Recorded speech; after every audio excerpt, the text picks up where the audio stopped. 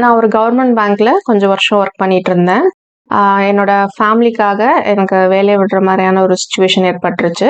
So, அதுக்கப்புறம் நான் வேலைய விட்டுட்டேன். பட் இந்த பேங்க் ஜாப், இந்த ஒரு கவர்மெண்ட் ஜாப் கிடைக்கிறதுக்கு நான் எப்படி எக்ஸாம் ப்ரிப்பேர் பண்ணேன், என்னோட ஜேர்னி என்ன அப்படிங்கிற அந்த ஸ்டோரிய தான் இன்னைக்கு உங்க கூட ஷேர் பண்ண போறேன். ஸோ, நீங்க வந்து கவர்மெண்ட் ஜாப் ட்ரை பண்றீங்க, பேங்க் ஜாப் ட்ரை பண்றீங்க, இல்ல என்ன விதமான ஜாப் ட்ரை பண்றீங்க அப்படின்னாலும் இந்த வீடியோ உங்களுக்கு கண்டிப்பா மோட்டிவேஷனலா இருக்கும் அப்படின்னு நான் நம்புறேன். ஸோ, நான் வேலைய விட்டதுக்கான ரீசன்ஸ் நெறையா இருக்கு. அத நான் தனியா போட்டிருக்கேன். எந்த வேலையிலயுமே ஸ்ட்ரெஸ் இருக்கும். ஈவன் யூடியூப் வேலையில கூட ஸ்ட்ரெஸ் இருக்கும். ஸோ, அப்பார்ட் ஃப்ரம் தட் எப்படி வேலைக்கு ஜாயின் பண்ணலாம் அப்படிங்கிறத இன்னைக்கு நம்ம பார்க்க போறோம். ஸோ, என்னோட பேக்ரவுண்ட் நான் வந்து பிடெக் ஐடி முடிச்சிருந்தேன்.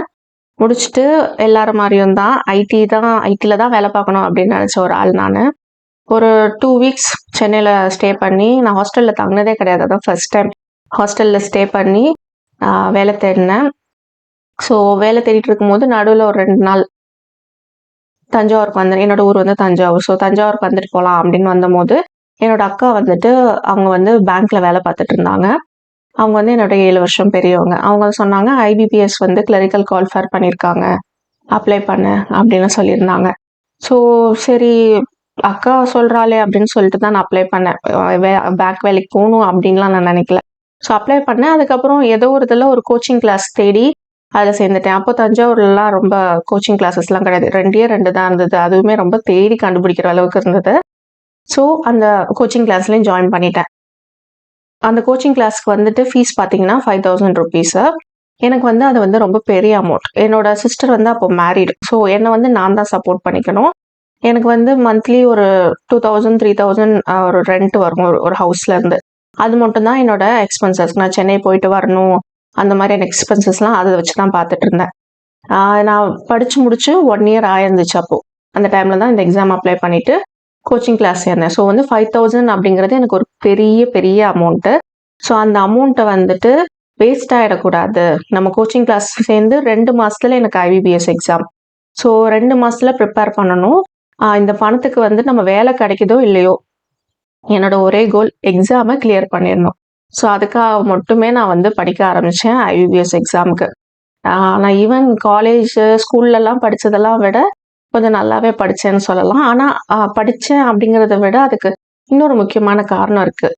அது என்னென்னா ஃபஸ்ட்டு வந்துட்டு ப்ரிப்பரேஷன். எக்ஸாமுக்கு வந்துட்டு என்னென்னலாம் ப்ரிப்பேர் பண்ணணும் அப்படிங்கிறது நான் வந்து 10 இயர்ஸ் 2014 பேங்க்கில் ஜாயின் பண்ணேன். 2013 எண்டில் டிசம்பர் போல் எக்ஸாம் எழுதினேன். அப்போ வந்துட்டு 5 இருந்தது. மேக்ஸ், ரீசனிங், அதுக்கப்புறம் வந்துட்டு இங்கிலீஷ், அதுக்கப்புறம் கம்ப்யூட்டர் சயின்ஸ், ஜென்ரல் அவேர்னஸ். இது எல்லாத்துக்குமே மெட்டீரியல்ஸ் அவங்க கொடுப்பாங்க. மேக்ஸ்க்கும் ரீசனிங்க்கும் எப்படி ஷார்ட்கட்டில் எப்படி வந்துட்டு நம்ம போடலாம் அப்படிங்கிறது சொல்லி கொடுப்பாங்க. எனக்கு வந்து மேக்ஸும் ரீசனிங்கும் ரொம்ப பிடிக்கும். ஸோ அதை வந்து கொஞ்சம் இன்ட்ரெஸ்டோட நான் கற்றுக்கிட்டேன். எனக்கு அதுலேயே ரீசனிங் ரொம்ப பிடிச்சிருந்தது.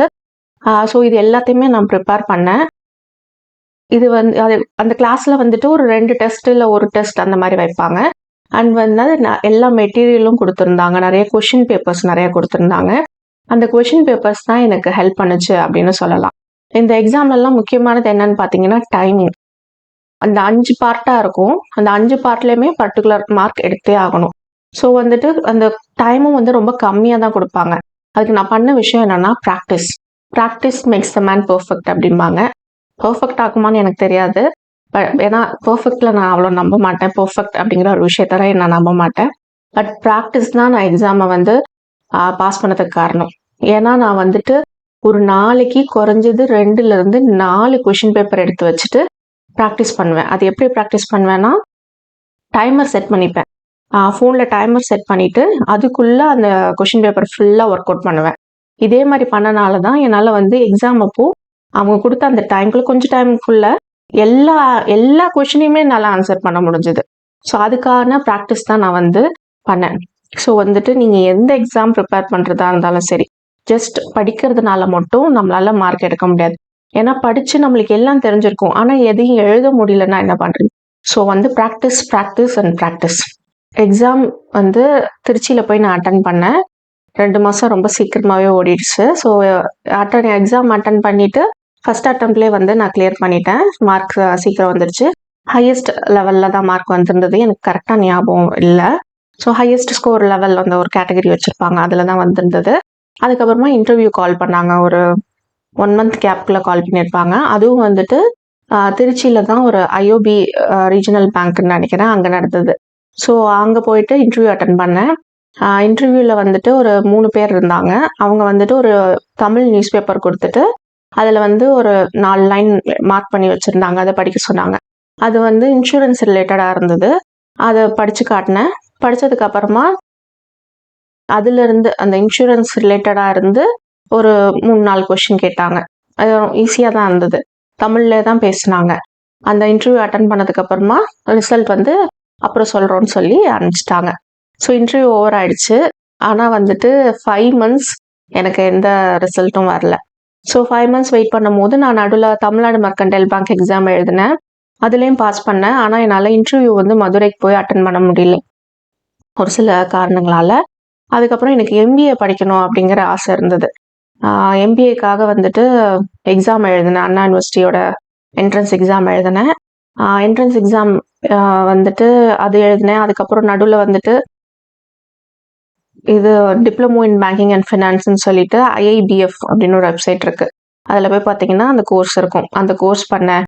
இந்த 5 மாதம் கேப்பில் இதெல்லாம் பண்ணேன். அந்த கோர்ஸ் வந்து ஜஸ்ட் ஒரு 3 புக்கு இருக்கும். அந்த 3 புக்கை வாங்கி நம்மளே படிச்சுட்டு நம்ம வந்து ஆன்லைனில் எக்ஸாம் எழுதணும். இதில் வந்து எனக்கு ஒரு அட்வான்டேஜ் என்ன இருந்ததுன்னா, அந்த diploma in banking and finance வந்து JAIIB அப்படின்னு சொல்லுவாங்க. அந்த சர்டிஃபிகேட்டாக மாற்ற முடியும். அப்படி மாற்றினா பேங்க்கில் வந்து ஒரு இன்க்ரிமெண்ட் கிடைக்கும். 1000-2000 ருபீஸ் அப்போ இன்க்ரிமெண்ட் இருந்தது. ஸோ ஃபைனலாக இதெல்லாம் இருக்கும்போது கவுன்சிலிங் கால் லெட்டர் எனக்கு வருது அண்ணா யூனிவர்சிட்டியிலேருந்து. எம்பிஏ கவுன்சிலிங் கால் லெட்டர் வந்து ஒரு 2 டேஸில் இந்தியன் பேங்க்லேருந்து கிளரிக்கலுக்கு வந்து நீங்கள் செலக்ட் ஆகிருக்கீங்க, அந்த மாதிரி ட்ரைனிங் ப்ரோக்ராம் வந்து ஜாயின் பண்ணுங்க அப்படின்னு ஜூன் மாதம் வந்தது கால் லெட்டர். ஸோ வந்துட்டு என்னோட சுச்சுவேஷன் படி எஜுகேஷன் லோன் எடுத்தால் தான் எம்பிஏ பண்ண முடியும். ஸோ எஜுகேஷன் லோன் எடுத்து எம்பிஏ பண்ணுறதை விட வந்த வாய்ப்பை பயன்படுத்திப்போம் அப்படின்னு சொல்லிட்டு கிளரிக்கல் போஸ்ட்டுக்கு ஜாயின் பண்ணிட்டேன். ஸோ இதில் வந்து உங்களுக்கு இன்னொரு விஷயம் நான் என்ன சொல்கிறேன்னா, நீங்கள் வந்துட்டு எஜுகேஷன் லோன் போய் நீங்கள் வந்து படிக்கணும் அப்படின்னா, நீங்கள் ஆல்ரெடி ஒரு டிகிரி ஹோல்டர்னா உங்களுக்கு வேலை கிடச்சிருச்சுன்னா நீங்கள் வேலை சேர்ந்துட்டு அதுக்கப்புறம் கூட என்ன பண்ணலாம். நான் வேலை சேர்ந்துட்டு கண்டிப்பாக எம்பிஏ பண்ணணுன்னு இருந்தேன். அதுக்கப்புறம் கல்யாணத்துக்கு அப்புறம் என் லைஃப் வேறு ட்ராக்ல போயிடுச்சு. ஸோ அதனால தான் நான் எம்பிஏ பண்ணல. இல்லைனா வேலையில் இருக்கும் போது சைடில் பண்ணியிருப்பேன். ஸோ ஜாப் வந்துட்டு ஒரு 15 டேஸ் வந்துட்டு நான் ஒரு ட்ரைனிங் ப்ரோக்ராம் தஞ்சாவூர்லேயே தான் ட்ரைனிங் கொடுத்துருந்தாங்க. தஞ்சாவூரில் இந்தியன் பேங்க் ஜங்ஷன் பிரான்ச்சுன்னு சொல்லுவாங்க. அங்கே வந்து ஒரு 2 வீக்ஸ் 15 டேஸ் இன்டர்வியூ இது ட்ரைனிங் கொடுத்தாங்க. கிளரிக்கலாக தான் நான் ஜாயின் பண்ணேன். ஸோ ட்ரைனிங் வந்து முடிஞ்சதுக்கப்புறமா ஒரத்த நாடு அப்படிங்கிற ஒரு இடத்துல தான் வந்துட்டு கிளரிக்கல் போஸ்டிங் கொடுத்தாங்க. அங்கே வந்து எல்லா கிளரிக்கல்ங்கிற கேட்டில் வந்து எல்லா கவுண்டர்லேயும் ஒர்க் பண்ணணும். ஸோ கிளரிக்கலாக இருந்து ஆஃபீஸராக போகிறது அது ஒரு டிஃப்ரெண்ட்டான எக்ஸ்பீரியன்ஸ். ஸோ எடுத்தோன்னே ஆஃபீஸராக வரவங்களையும் நான் பார்த்துருக்கேன். அவங்கக்கிட்ட இருக்கிறத விட நம்மளுக்கு இன்னும் கொஞ்சம் நிறைய தெரிஞ்ச மாதிரி எனக்கு ஃபீல் ஆச்சு. எடுத்தோன்னே ஆஃபீஸராக போகலாம், தப்பு கிடையாது. பட் ஒரு சின்ன ஆடட் அட்வான்டேஜ் அது. அதுக்கப்புறம் கிளரிக்கலாக வந்து ஒரு 3 வருஷம் போச்சு. 2.5 years to 3 years. 3 இயர்ஸ்க்கு அப்புறமா பேங்க்லேயே வந்து எக்ஸாம் நடத்துவாங்க. அதில் வந்துட்டு நம்ம ஒரு 6 months ப்ரொபேஷன், அதுக்கப்புறம் பர்மனெண்ட் ஆக்கியிருப்பாங்க கிளரிக்கலாக. அந்த பர்மனெண்ட் ஆக்கி கொஞ்சம் ஒரு பர்டிகுலர் டைம் பீரியடுக்கு அப்புறமா நம்ம அந்த ப்ரொமோஷன் அப்ளை பண்ணலாம். ஸோ அந்த ப்ரொமோஷன் அப்ளை பண்ணேன். அதுக்கு எக்ஸாம் மட்டும்தான், இன்டர்வியூ வைக்க மாட்டாங்க. ஸோ அந்த எக்ஸாம் எழுதினோன்னே ஸ்கேல் 1 ஆஃபீஸர் இல்லைன்னா வந்து அசிஸ்டன்ட் மேனேஜர் 2 மாதிரியும் அழைப்பாங்க. அது அசிஸ்டன்ட் மேனேஜராக ப்ரொமோஷன் கொடுத்தாங்க. அதுக்கப்புறமா மாரியம்மன் கோயில் அப்படிங்கிற பிரான்ச்சில் வந்துட்டு ஒர்க் பண்ணேன். அங்கேருந்து தான் நான் கடைசியாக வந்துட்டு என் பையன் பிறந்த டைமில் சப்பாட்டிக்கலில் இருந்தேன், ப்ரெக்னென்சி மெட்டர்னிட்டி லீவில் இருந்தேன், அப்புறம் அப்படியே ரிலீவ் ஆகிட்டேன். ஸோ இதுதான் என்னோடய ஜேர்னி. இதுலேருந்து உங்களுக்கு ஏதாவது ஹெல்ப்ஃபுல்லாக இருந்திருக்கும்னு நம்புகிறேன். நீங்கள் வந்து யாராவது இதை பார்க்குறவங்க எக்ஸாமுக்கு ட்ரை பண்ணுறீங்கன்னா very best of luck to you. All the best. கண்டிப்பாக முயற்சி பண்ணுங்கள், ப்ராக்டிஸ் பண்ணுங்கள், கண்டிப்பாக ஜெயிப்பீங்க.